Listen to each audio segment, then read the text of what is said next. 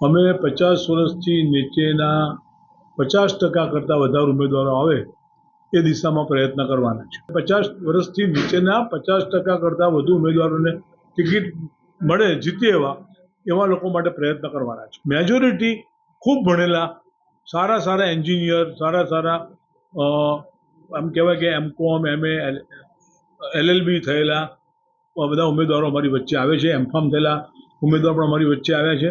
એટલે હું માનું છું કે આ વખતે પ્રજાનો જે મત છે એ મતના આધારે અમને એમ લાગે છે કે ઉમેદવારોની પસંદગી પણ ખૂબ સારી થઈ રહી છે. એટલે જ્યારે તમારું સારું થવાનું હોય ત્યારે સારી દિશામાં પગલાં મળાતા હોય એ પ્રક્રિયા અમારા આ વખતે કોંગ્રેસમાં દેખાય છે.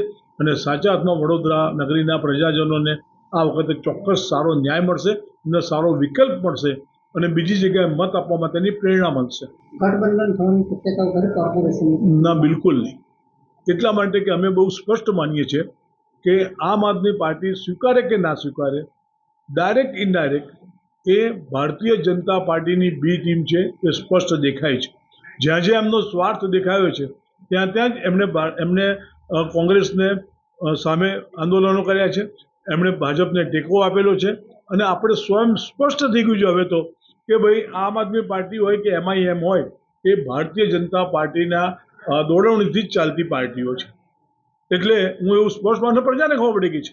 તમે જુઓ, હવે MIMના મુસ્લિમ જે કોઈ પણ ઉમેદવાર હોય તો મુસ્લિમ સમાજને ખબર પડી ગઈ છે કે આ હવે આપણને કોંગ્રેસથી વિમુક્ત કરવા માટે ભારતીય જનતા પાર્ટી ઇનડાયરેક્ટલી ચૂંટણી જીતવા માટે પ્રયત્ન કરે છે. એવું આમ આદમી પાર્ટીમાં પણ થઈ ગયું છે.